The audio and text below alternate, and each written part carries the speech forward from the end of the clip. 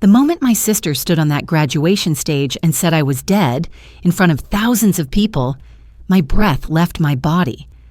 I was sitting in the last row, very much alive, clutching a letter from the mother we'd just buried.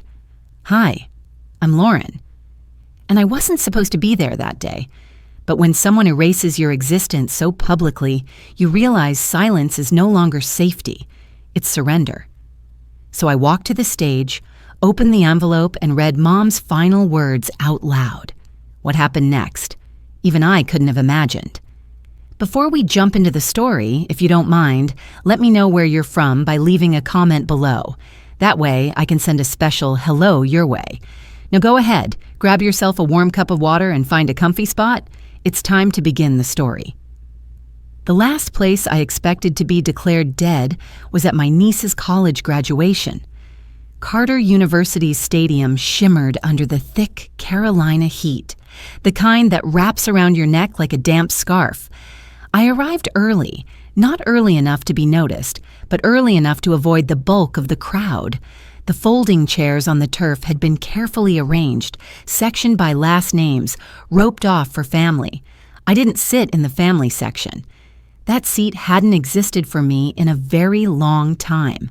Instead, I chose a seat near the back, shaded slightly by the overhang, close to the aisle. From there, I could see everything without being seen. A polite usher gave me a folded program without asking my name. It fluttered slightly in the breeze, the school's green and gold crest catching a strip of sunlight. I adjusted the strap of my tote on my lap and looked around the stadium. Parents fanned themselves with cardboard programs, some craning to spot their children in a sea of identical caps. A toddler 2 rows ahead of me tugged on his bow tie while his grandfather offered him bits of a squished granola bar. Normal, sweet, undramatic, and completely foreign to my experience with family.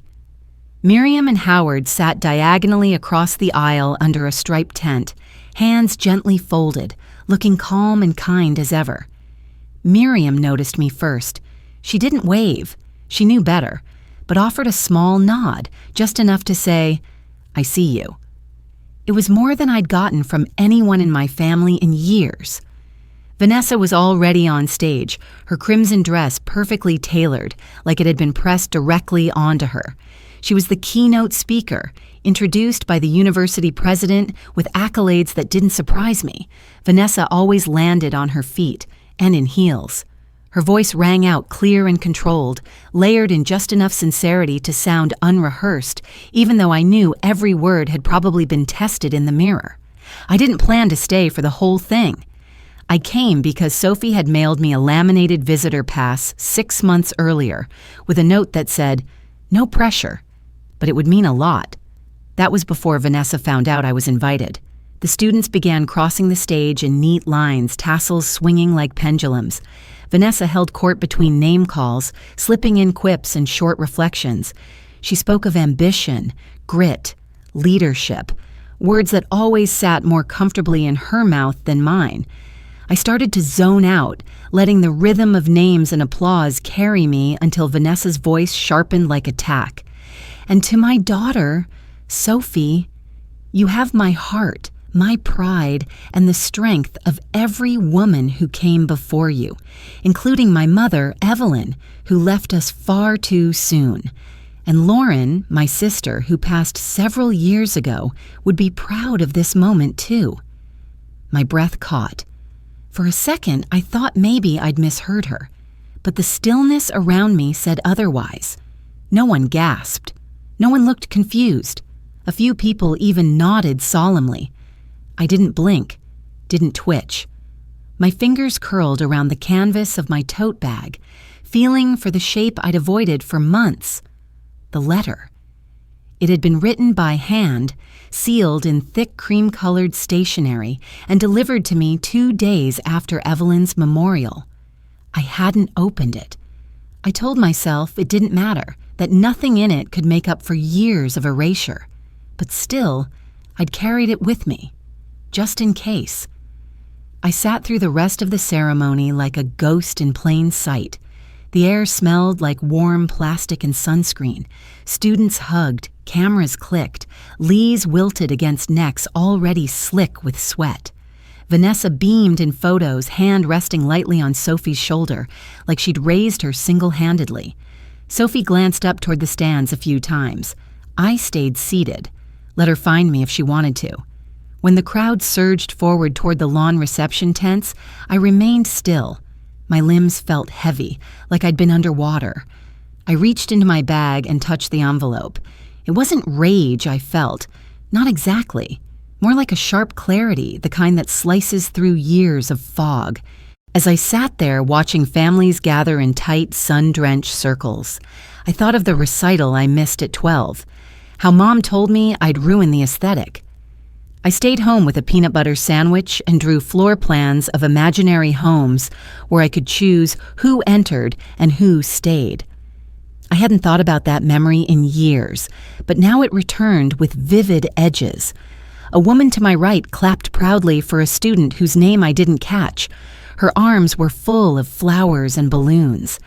I wondered if that student had ever had to fight for acknowledgement, or if her milestones had always been met with centerpieces and coordinated outfits. The breeze shifted. I caught a faint whiff of honeysuckle from somewhere along the fence. A small thing, but it reminded me I was alive, real, and here. Not the ghost Vanessa had casually buried in front of a crowd. I pressed the envelope against my thigh. It wasn't shaking anymore, and neither was I. Maybe today wasn't just Sophie's day. Maybe it never was just about the graduation. Maybe something else was finally ready to begin. I wasn't supposed to speak, but if I've already been buried, what's the risk in rising? The crowd had dispersed into clusters under white canopy tents, with champagne flutes clinking and small talk buzzing like cicadas. I watched from the edge, my feet on the warm flagstone, feeling the envelope inside my bag press against my side like a heartbeat. I could leave. I could drive home, make a cup of tea, and pretend this day hadn't happened. That had worked before. But something inside me had shifted in that stadium seat. I remembered what Miriam once said when I confessed I'd rather be forgotten than humiliated. Truth won't always protect you, but it'll never abandon you. Back then, I thought it was one of those soft-edged aphorisms meant to comfort, not convict. But now, with Vanessa's words still echoing. My sister, who passed several years ago, the phrase lodged like a stone in my shoe. I couldn't walk away from it. The MC stood near the audio table, sipping from a bottle of water, sweat darkening the back of his pressed blue shirt. I approached slowly, aware of the tremble in my hands. He looked up with polite confusion, and I introduced myself in a quiet voice. "Would it be possible to say a few words?" I asked. His eyebrows rose. "Are you faculty?" "No," I said. "I'm family." There was a pause. He hesitated, probably imagining the fallout of whatever this might become. I didn't elaborate. I just looked at him with the kind of calm that comes after years of keeping everything in. Maybe something in my face said enough, because he finally nodded. "Keep it under 3 minutes?" "I won't need more than 2. The handheld mic was still on. I walked to the center of the tent, just behind the dessert table where a tray of half-eaten cupcakes leaned precariously on one leg. Conversations faltered. The feedback from the mic gave a brief squeal before settling. I looked out across the faces, families fanning themselves, students laughing, Sophie near the edge of the crowd, frozen mid-step. Vanessa, front and center, laughed too loud at something, still soaking in applause that hadn't yet dried, until she saw me holding the microphone. "My name," I said slowly, "is Lauren Bishop." Several heads turned. A few guests blinked. Someone muttered, wasn't she? "This is a letter," I continued, "from Evelyn Bishop." My mother. She asked that it be read. I didn't know if I ever would, but now feels right. I unfolded the envelope. The paper inside had a slight weight to it, thick enough to hold every word like it mattered.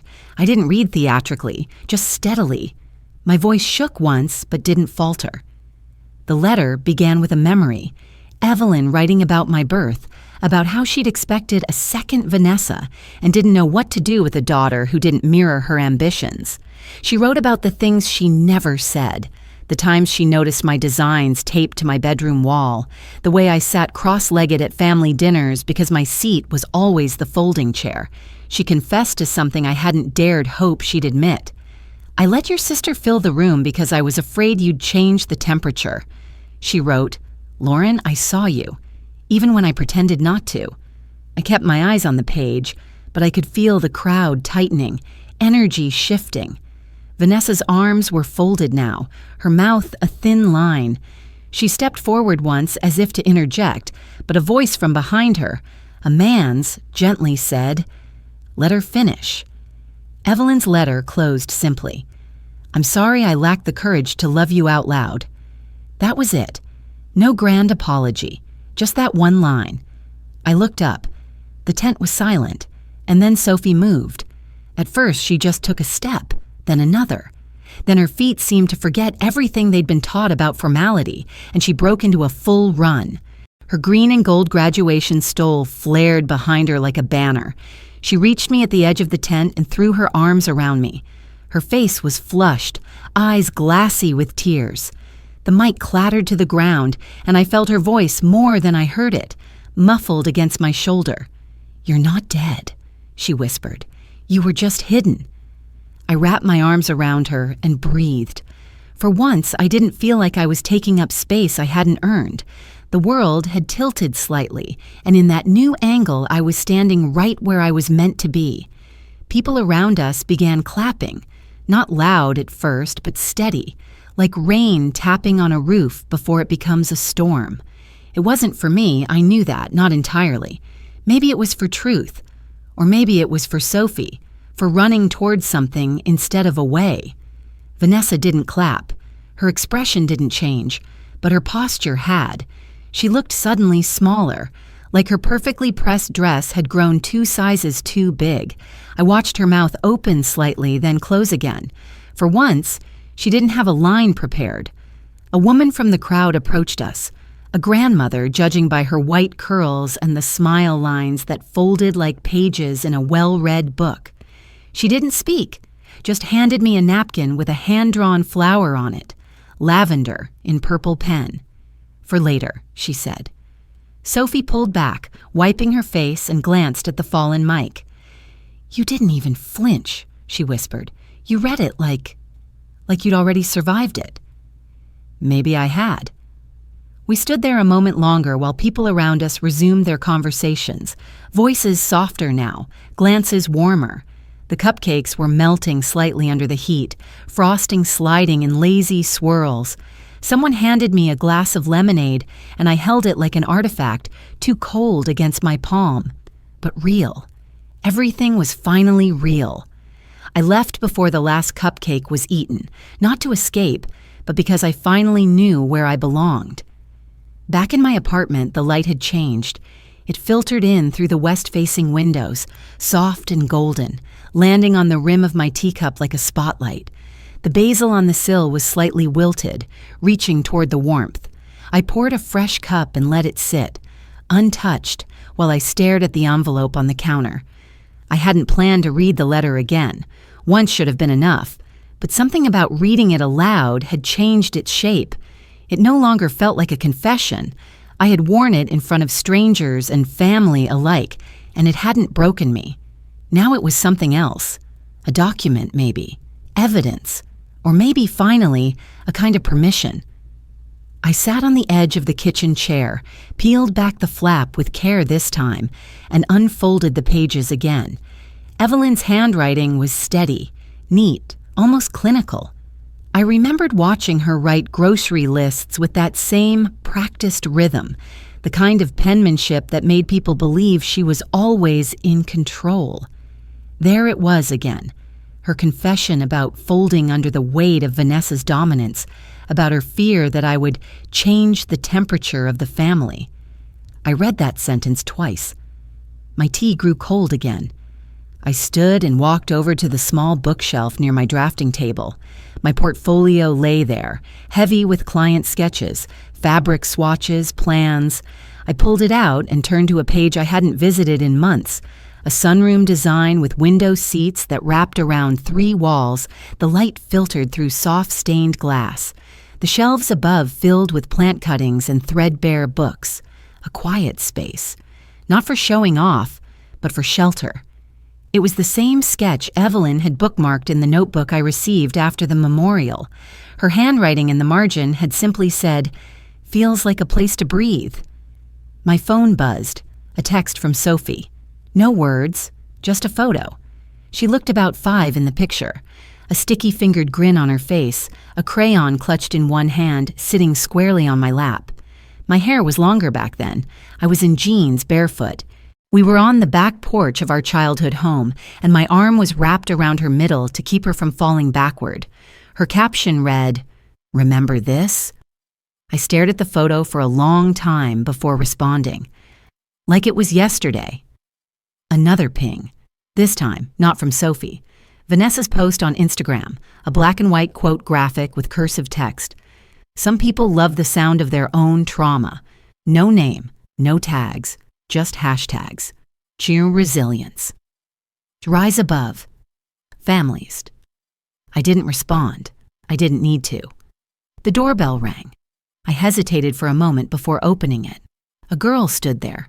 Probably 20, with a messenger bag slung over one shoulder and 2 long bolts of fabric tucked under her arm. She had nervous energy, like she was still deciding if she'd made the right call. "Hi," she said. "Sorry, I'm Sarah. Miriam said you're the kind of designer who listens. Is that still true?" I let the silence settle just long enough to feel its weight. "Yeah," I said, stepping back so she could enter. "It is." She walked in carefully, her eyes scanning the books, the half-finished sketches on my wall, the plants crowding the windowsill like quiet company. I gestured toward the drafting table. She laid out her fabric, 1 linen, 1 cotton, both muted in tone but rich in texture. "I'm not in design school yet," she said quickly, "but I want to be. I've been working on some concepts for a scholarship portfolio, and I thought, you thought maybe I'd tell you if they're terrible." I finished with a small smile. She laughed, relieved.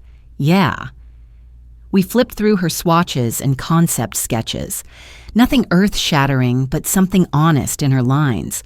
Something untrained, yes, but unafraid. She reminded me of myself at 20, or maybe who I wanted to be then. After she left, I stood in the middle of my living room, unsure what to do with the stillness. I walked over to the table where Evelyn's letter still lay open. Beside it was a chipped ceramic bowl she once gave me, hand-painted with a pattern of blue wisteria. It had sat unused on a shelf for years. Too precious to risk, too complicated to display.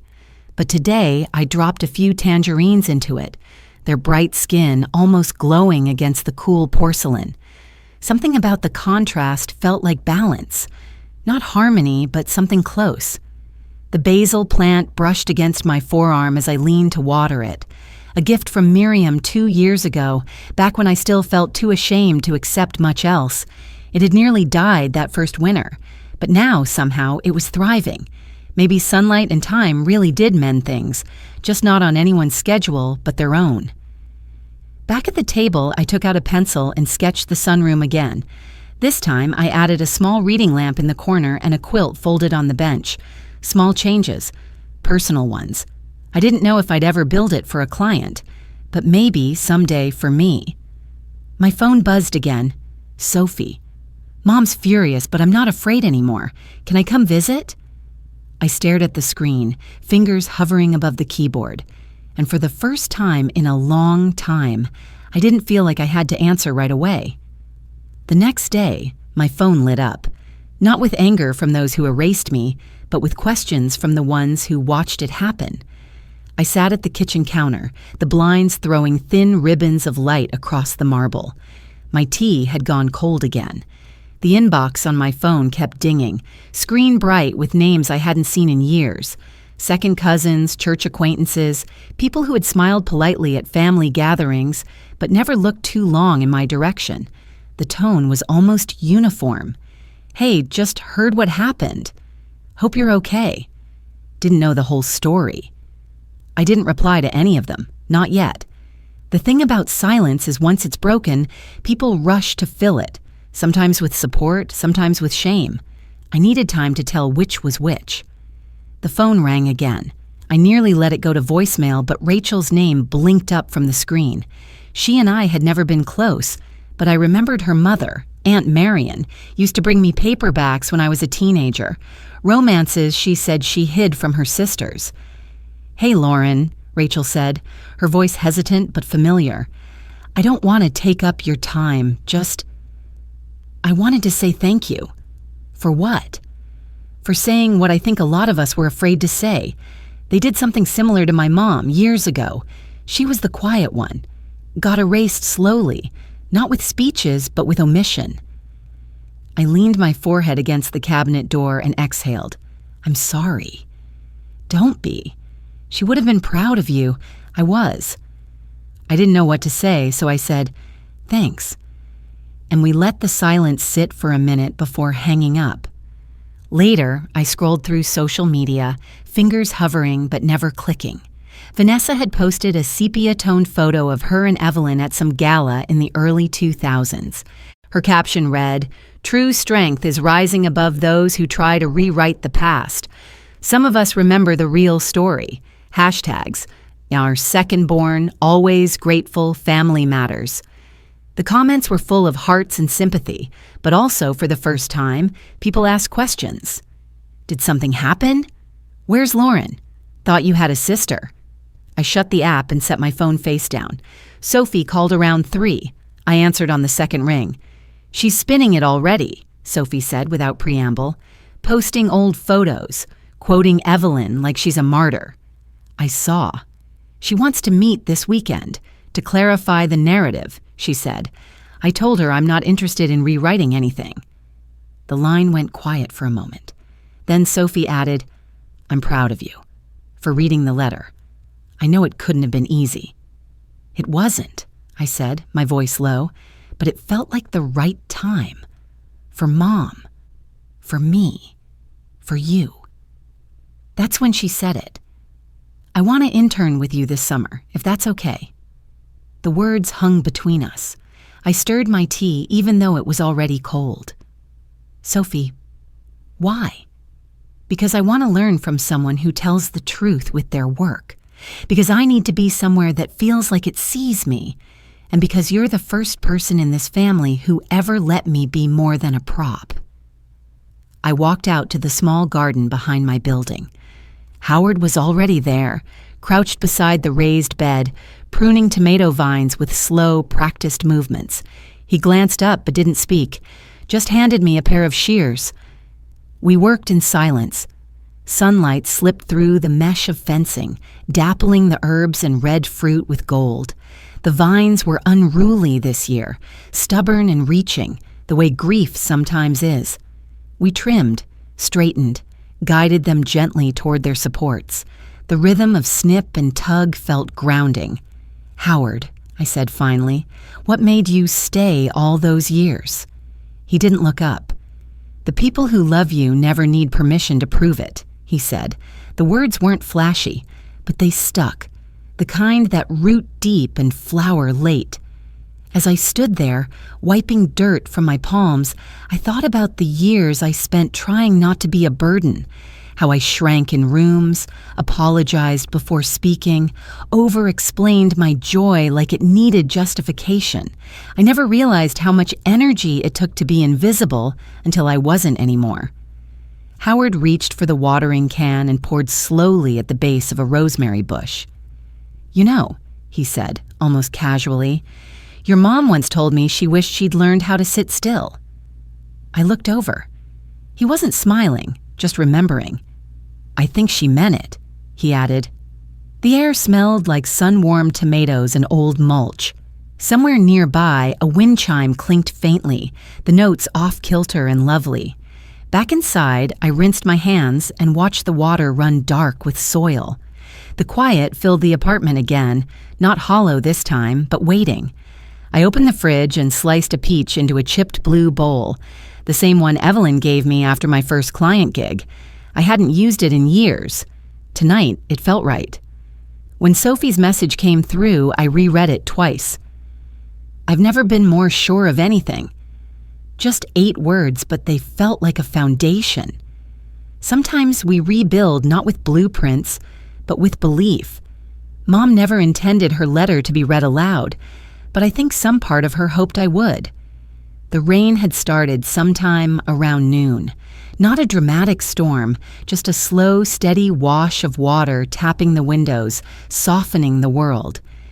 I hadn't meant to spend the afternoon with Evelyn's notebooks, but once I started, I couldn't stop. The spine of each one cracked a little when opened, and the pages smelled like lavender and the dust of things once cherished but rarely revisited.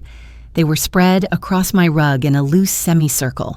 Sketches, color palettes, journal entries, taped-in magazine clippings from Better Homes and Gardens.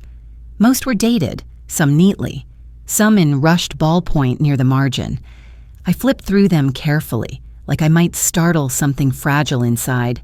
Sarah was curled up in the armchair, legs tucked beneath her, not saying much. She had dropped by with fabric samples and stayed when she saw the mess of notebooks.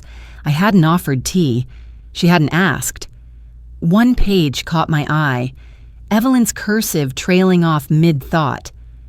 Lauren reminds me of who I used to be before I learned how to be palatable. She's too much, and I envy her for it. My throat tightened. I turned to another page, labeled 2007. A pressed flower had been flattened between 2 sticky notes. Delicate dried petals still clung to their faded color. I recognized it instantly, a blue flax blossom from the planter on our porch. Next to it, Lauren's interview, 2 p.m. She'd never mentioned she remembered, never asked how it went. I didn't realize my hands were shaking until Sarah said quietly, "Do you want me to help sort them?" I nodded, unable to answer. She slid off the chair and knelt beside me, fingers moving with reverence. "She was good," Sarah whispered after a while, lifting a rendering of a kitchen layout. "A little traditional, but there's structure here. Backbone." I looked at the sketch. It was one of Evelyn's first, back when her design ambitions were more dream than profession. "She had an eye," I said. "She just didn't know how to let it wander." We worked in silence for a while. Occasionally, Sarah would pass me a notebook, and I'd scan it for notes, clues, truths. Somewhere around the 4th, I found another line. I worried I was raising daughters who wouldn't know how to speak to each other. Turns out, I was the one who forgot how. A voicemail buzzed. Sophie's voice came through softly. "Mom says you're manipulating me, that you're rewriting things to make yourself look better. But I know better now. I've been remembering things. Not just what she told me, but what I saw. You were always there. Quietly. I didn't always look. But I see you now." Her message ended, and I didn't move. Sarah glanced over but said nothing. Eventually, I pulled one of Evelyn's earliest designs from the stack, a sun porch with wide floorboards and oversized shutters, practical, clean, safe. It was fine, respectable, unremarkable. I held it out to Sarah. "I want you to redesign this," I said. She blinked. "Me? Don't copy it, don't fix it, just respond to it. What do you feel when you look at it? What's missing?" Sarah took the sketch like it was something sacred. "Is this a test?" "It's an invitation." Before sealing the envelope, I sat for a while on the floor, legs stretched out among the remains of my mother's inner world. I picked up another notebook, not the prettiest one, just a simple spiral-bound sketch pad with ink stains on the edge. Inside were pages of notes, mostly crossed out, grocery lists blending into floor plan calculations. A scribbled corner said, "Remind Lauren, her voice is enough." I hadn't remembered her ever saying that aloud. Sarah was still beside me, quietly redrawing the frame of the old porch design. She tilted the page slightly as she worked, then looked up. "Did your mom ever see your work?" I nodded. More than she let on, I think. She once left a magazine open on the kitchen table with one of my sunroom projects featured. No note, just open to the page. Sarah smiled. "That sounds like her." "You didn't even meet her." I've been reading between the lines all afternoon." We laughed. Small, grateful. The kind of laugh you let yourself have when the weight lifts just a little. A loud crack of thunder rolled in, close enough to rattle the windows. The lavender scent from the notebooks mixed with the sharpness of ozone, earthy and electric. It was the kind of storm Evelyn would have closed every window against. I let the top pane stay cracked. "Why design?" I asked suddenly. Sarah looked surprised. "You mean, why me?" I nodded. She hesitated. "Because I like fixing things, but not the way people mean when they talk about broken stuff. I like fixing space so it tells the truth, so it makes people feel like they're allowed to be messy. Real." I looked at her for a long moment. "Then maybe you're exactly who should have that sketch." She held it gently in her lap, as if accepting more than just a challenge. Before she left, she glanced back at the notebooks. "You know, you could publish these, or donate them. This is legacy stuff." I shook my head. "Not yet. Some things still need to finish becoming true." After she left, the quiet settled in again, but it didn't feel lonely. It felt like something was growing. Quiet roots, tentative and alive. Later that evening, I sat alone again, the notebooks repacked and stacked neatly beside the couch. I pulled a piece of linen from my sewing drawer, soft and clean, and carefully wrapped Evelyn's original sketch inside. I wrote a short note on heavy cardstock. This belonged to the woman we both knew and the one we never did. Then I addressed it to Sophie and slipped it into the mailbox before I could change my mind. The rain had stopped. The pavement shimmered with reflections. The air smelled clean. I pressed my palm flat against the mailbox lid. Some stories don't get rewritten, but they can still be finished. On what would have been Mom's 70th birthday, we opened the studio, not in mourning, but in movement. The July heat pressed gently against the glass windows, making the lemonade pitchers on the welcome table bead with condensation.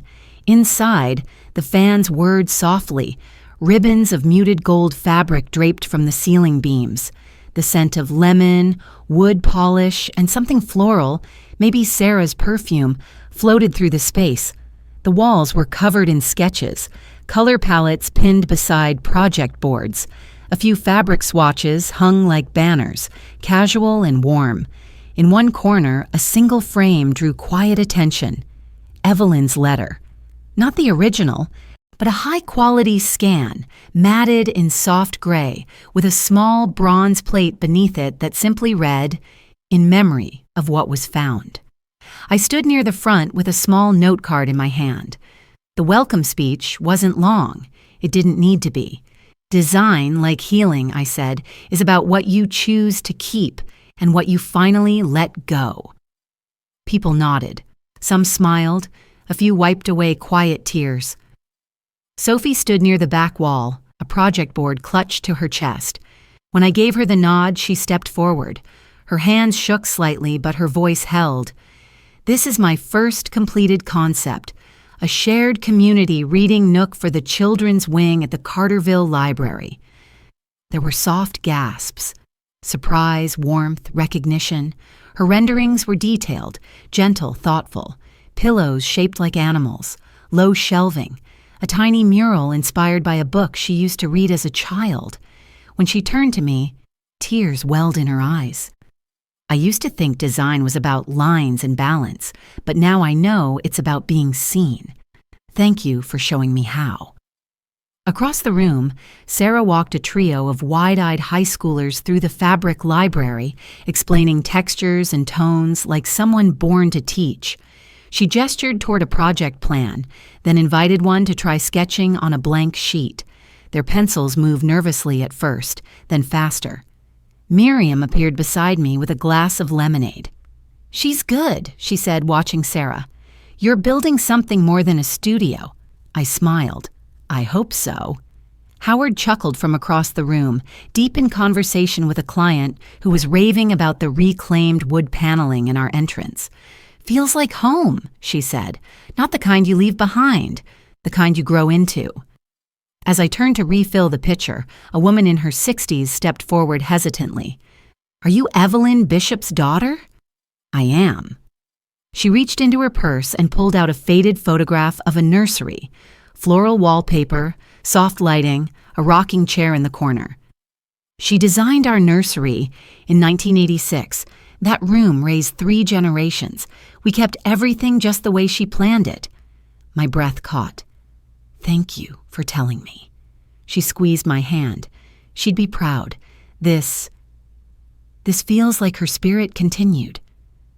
At the far end of the gallery, I noticed 2 sketches pinned side by side. One was Evelyn's sun porch rendering, the one I'd sent Sophie. The other was mine, a modern reinterpretation with softened curves, stained glass tucked into corners, cushions of indigo and olive. For the first time, they weren't in competition. They were in conversation. I didn't need to say anything. The harmony spoke for itself. In passing, Miriam mentioned the new design scholarship to a guest. "The Evelyn Bishop Design Scholarship," she said, "for emerging voices with vision." The guest asked who funded it. Miriam smiled. Anonymous, but generous. Outside, dusk began to settle. The cicadas hummed in their summer rhythm, a slow song of heat and time. I stayed after most guests had left, dimming the pendant lights one by one until only the gallery wall remained softly lit. The air had thinned a bit, the post-celebration quiet stretching through the rooms like a gentle exhale. I wandered to the design table where someone had left a handwritten note. "Thank you for making space feel like memory." I ran my fingers over the grain of the reclaimed oak counter. Evelyn would have approved. Her notebooks, carefully preserved, now lived on the studio's back shelves, available for students and staff to reference, not as gospel, but as origin. And just beyond those shelves, Sarah had taped up a poster for her upcoming workshop, "Design for Storytelling, When Spaces Speak." Sophie came over and rested her head lightly on my shoulder. "She would have liked this," she said. I didn't ask who she meant. There was nothing grand to say.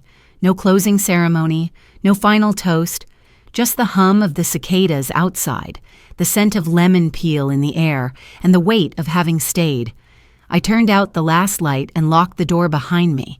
The key felt warm in my hand, mine. And as I walked to my car beneath the low Carolina stars, I didn't feel invisible. I didn't feel erased. I just felt present. Some stories echo because they were shouted. Others endure because they were finally heard. I didn't need a big moment to prove I belonged, just a quiet space where my voice could land and be heard. Standing beside my mother's work, not behind it, I finally felt like both our stories had room to breathe. Sometimes healing doesn't come through confrontation, but through creation. In life, the loudest love isn't always the most visible. It's the kind that shows up, stays quiet, and keeps building. And when we honor both what hurt and what helped, we begin to write a legacy worth passing on. If this story touched something in you, I'd love to hear your thoughts. Maybe you've had to find your voice too, or helped someone else find theirs.